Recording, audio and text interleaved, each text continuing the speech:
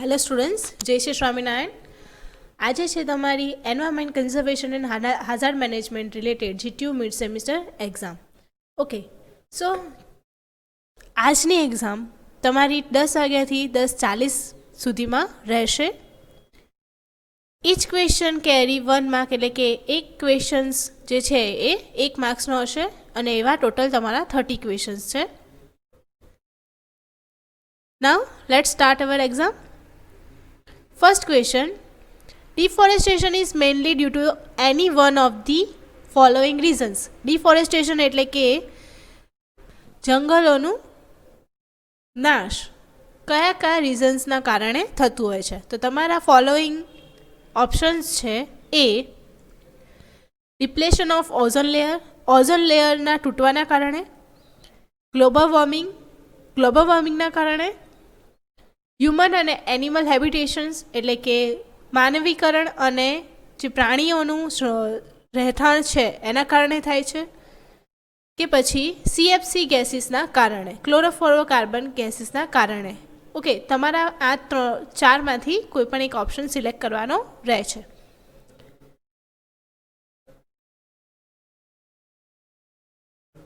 Second question: a non renewable resource is, જે રિસોર્સનું ફરીથી ઉત્પાદન થઈ શકતું નથી, બરાબર, એવા રિસોર્સિસ કયા કયા છે?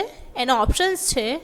A, non renewable non conventional energy source એટલે કે જેનું ઉત્પાદન નથી થતું અને એ કન્વેન્શનલ સોર્સિસમાં આવતા નથી. Non renewable conventional energy source, non renewable છે પણ કન્વેન્શનલ એનર્જી સોર્સિસ છે. Renewable non conventional energy source કે જે રિન્યુએબલ છે પણ નોન કન્વેન્શનલ એનર્જી સોર્સ તરીકે હોય છે. Renewable conventional energy source, okay, renewable પણ છે અને કન્વેન્શનલ પણ છે. તો તમારે ચારમાંથી કોઈ પણ એક ઓપ્શન સિલેક્ટ કરવાનો રહે છે.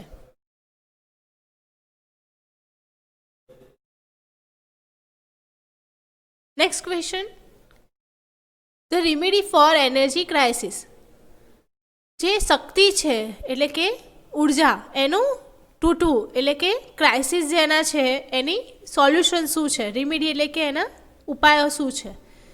પહેલું, એનર્જી યુટિલાઇઝેશન એટલે કે એનર્જીને યુઝ કરવી, એનર્જી વેસ્ટેજ કે એનર્જીને વેસ્ટ કરવાનું, એનર્જી કન્ઝર્વેશન દેટ મીન્સ એનર્જીને સંગ્રહ કરવાની, ઓલ ઓફ ધી અબો. આ ચારમાંથી કયા ઓપ્શન એમાં આવી શકે કે જે એનર્જી ક્રાઇસિસની રેમેડી તરીકે હોઈ શકે? Energy utilization, energy wastage, energy conversation and all of the above. Fourth question: types of forest in India are, ભારતમાં કઈ કઈ ટાઈપના જંગલો આવેલા છે? આમાંથી કયું છે? એટલે કે ડેસિડિયસ, આલ્પાઇન, ટ્રોપિકલ કે પછી બધા જ? એટલે કે તમારે આ ચારમાંથી કોઈ પણ એક ઓપ્શન સિલેક્ટ કરવાનો છે કે આ ચારમાંથી કયા ટાઈપના જંગલ આપણા ભારતમાં આવેલા છે. Fifth, if dash dB of noise is falling on our ear drums repeatedly the hearing power reduces. એટલે કે તમને એવું પૂછવામાં આવી રહ્યું છે કે કેટલા અમાઉન્ટ ઓફ ડેસિબલનો નોઇઝ આપણા ઇયર પર આવે, કાન ઉપર પડે તો આપણી સાંભળવાની શક્તિ ઓછી થઈ શકે છે. એના ઓપ્શન્સ છે 15 ડેસિબલ, 80 ડેસિબલ, 110 એટલે કે 110 ડેસિબલ કે પછી 150 ડેસિબલ. આ ચારમાંથી કયો ઓપ્શન એની પર એપ્રોપ્રિએટ છે એ તમારે લખવાનો છે.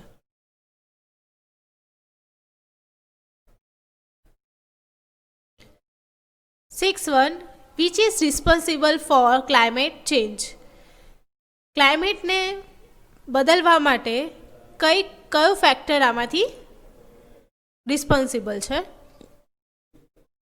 પોપ્યુલેશન એક્સપ્લોઝન એટલે કે વસ્તી વધારો, ડેઝર્ટિફિકેશન એટલે કે રણીકરણ, ડ્રાઉટ્સ એન્ડ ફેમિન્સ એટલે કે દુકાળ, hot and cold stream of ocean એટલે કે ગરમ અને ઠંડા પ્રવાહો. 7th, which of the following is not an air pollution? આમાંથી કયું એર પોલ્યુટન્ટ નથી? Smoke, carbon dioxide, nitrogen gas કે પછી સલ્ફર ડાયોક્સાઇડ? તમારે જે નથી એ વસ્તુ અહીંયા આગળ બતાવવાની છે, એટલે કે આ 4 ઓપ્શનમાંથી કયું નથી જે હવાને પ્રદૂષણ કરે છે.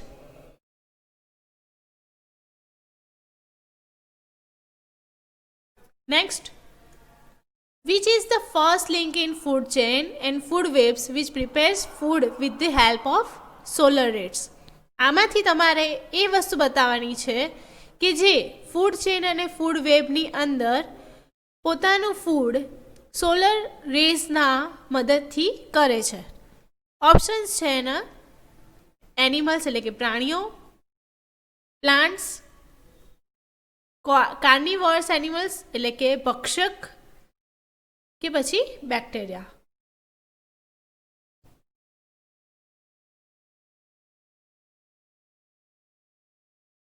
નેક્સ્ટ જોઈએ, what does the ozone layer absorb? Ozone લેયરની અંદર શું એબ્ઝોર્બ થાય છે? ફર્સ્ટ છે એક્સરેસ, ગામા રેસ, ઇન્ફ્રારેડ રેસ કે પછી અલ્ટ્રાવાયોલેટ રેસ? 4માંથી કયું ઓપ્શન એપ્રોપ્રિએટ આવે છે એ તમારે લખવાનું છે.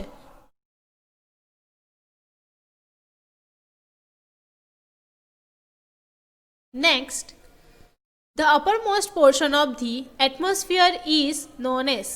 સૌથી ઉપરનો વાતાવરણનો જે ભાગ છે એને આપણે શેના દ્વારા ઓળખીએ છીએ?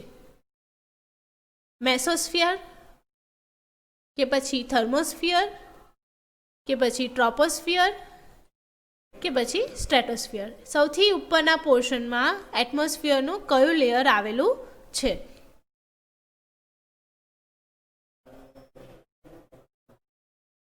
Next, which option of the following is not a part of non-living resource? non-living resource માટે નીચેનામાંથી કયો ભાગ આવતો નથી?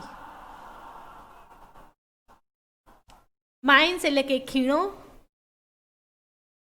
મેટલ એટલે કે ધાતુઓ, ફોરેસ્ટ લાઈફ એટલે કે જંગલ વિભાગ કે પછી ગ્લેશિયર્સ એટલે કે ઠંડા પ્રદેશો?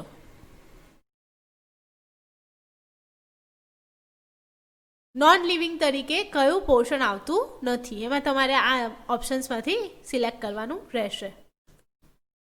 12th, trees are dash are seen in dry tropical forest areas? કઈ ટાઈપના વૃક્ષો ડ્રાય ટ્રોપિકલ જંગલોમાં જોવા મળે છે? ઓકે, એના ઓપ્શન્સ છે સાલ, મેંગો, બેમ્બુ કે પછી coffee, tea, banana, olive, rhododendrons or the rhododendron and oak, pine, maple? આ 4 ઓપ્શનમાંથી કયું એના માટે એપ્રોપ્રિએટ છે જે ડ્રાય ટ્રોપિકલ ફોરેસ્ટમાં જોવા મળે છે? પોલ્યુશન ઇઝ ડ્યુ ટુ, પ્રદૂષણ થવાના કારણ કયું? અર્બનાઇઝેશન એટલે કે શહેરીકરણ, ડિફોરેસ્ટેશન એટલે કે વૃક્ષોનો નાશ થાય છે એ, અફોરેસ્ટેશન એટલે કે વૃક્ષોને વાવીએ છે વધારે એ, કે પછી સેન્ચ્યુરીઝ એટલે કે અભયારણ્ય? આ 4માંથી કયું ઓપ્શન એના માટે એપ્રોપ્રિએટ છે? અર્બનાઇઝેશન, ડિફોરેસ્ટેશન, અફોરેસ્ટેશન કે sanctuaries? The unit of noise is, નોઇઝને આપણે કયા યુનિટની અંદર મેઝર કરીએ છીએ?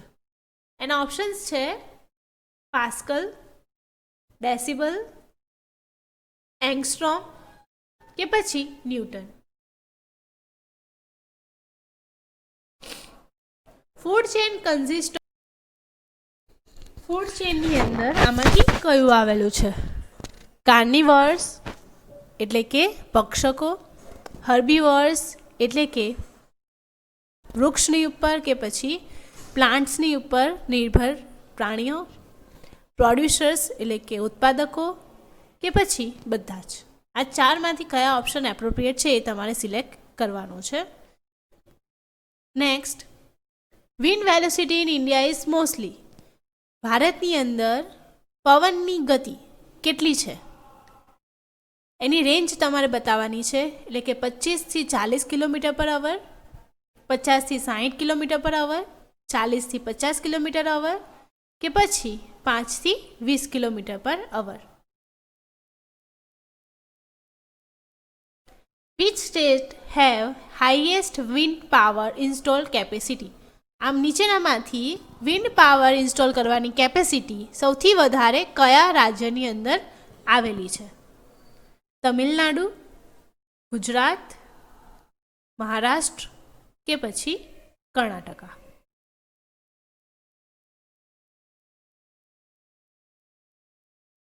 વિન્ડ ફાર્મ કન્વર્ટ્સ એટલે કે વિન્ડ ફાર્મ કોને કન્વર્ટ કે પછી રૂપાંતરણ કરે છે? Wind energy into solar energy એટલે કે ગતિ પવનની ગતિને સોલર એનર્જીની અંદર. Wind energy into tidal energy એટલે કે પવનની એનર્જીને ફિઝિકલ એનર્જીમાં, કે પછી wind energy into electricity.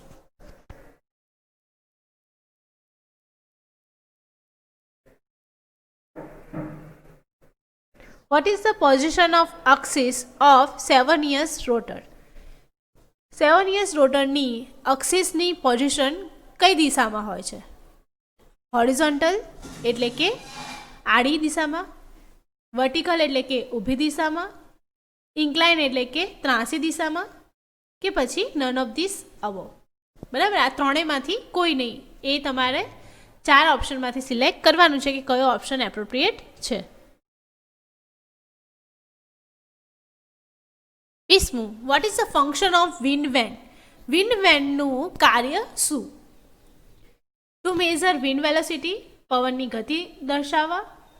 Two measure wind energy, પવન ઉર્જા દર્શાવવા. ટુ ઇન્ડિકેટ વિન્ડ ડાયરેક્શન, પવનની ગતિ કે પવનની દિશા બતાવવા. ટુ ઇન્ડિકેટ વિન્ડ ટેમ્પરેચર, પવનનું ટેમ્પરેચર એટલે કે તાપમાન બતાવવા. આ ચારમાંથી કયો ઓપ્શન એપ્રોપ્રિએટ રહેશે? Next is solar radiation which does not change direction are called. એવા સોલર રેડિયેશન કે જે પોતાની દિશા બદલતા નથી. ડિફ્યુઝ રેડિયેશન, કે પછી બીમ રેડિયેશન, ટોટલ રેડિયેશન, કે પછી microwave radiation.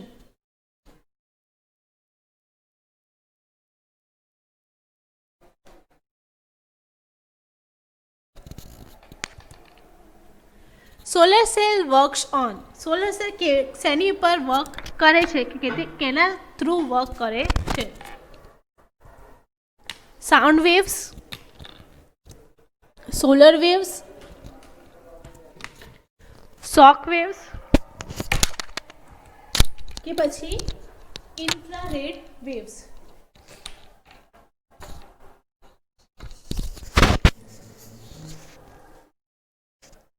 During day time wind flows from. દિવસ દરમિયાન પવન કઈ દિશામાં જાય છે?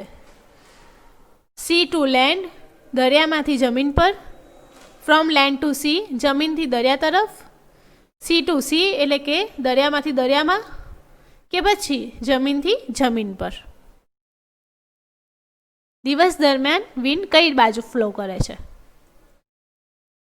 Sun rays coming from sun and reaches earth during this time effect dash is not observed. જ્યારે સૂર્યના કિરણો સન પરથી જમીન ઉપર આવે છે એ દરમિયાન કઈ ઇફેક્ટ થતી નથી? એબ્ઝોર્પ્શન એટલે કે શોષાવું, રિફ્લેક્શન એટલે કે પાછા વળવું, ગ્રીન હાઉસ, કે પછી રિફ્રેક્શન એટલે કે ત્રાંસા થવું.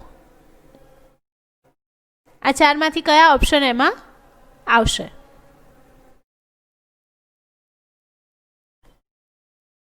The heat generated by sun is coming in the format of, જે સનમાંથી હીટ આવે છે એ કઈ ફોર્મેટમાં એટલે કે કયા ભાગમાં આવે છે? ટ્રાન્સફોર્મેશન, ચેન્જ થઈને કે પછી એબ્ઝોર્બ થઈને, રેડિયેશનના ફોર્મમાં કે પછી ટ્રાન્સમિશનના ફોર્મમાં? ચારમાંથી કયા ફોર્મમાં સન રેસ કે સન હીટ ધરતી ઉપર આવે છે?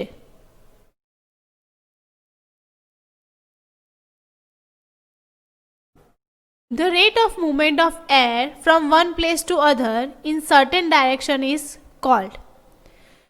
Movement of air એટલે કે હવાની દિશાની જે માપ છે, એક પ્લેસથી બીજા પ્લેસ પર જાય છે, એને આપણે શું કહીએ છીએ?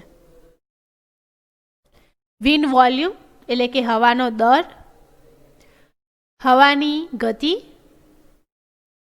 હવાનું પાવર કે પછી cyclone? Wind volume, wind velocity, wind power કે પછી cyclone? 27th, what is approximately value of carbon dioxide gas in atmosphere? Gas જે કાર્બન ડાયોક્સાઇડ છે એ હવામાં કેટલા પ્રમાણમાં હોય છે? તમારા ઓપ્શન્સ છે 3%, 0.03%, 0.1% કે પછી 10%.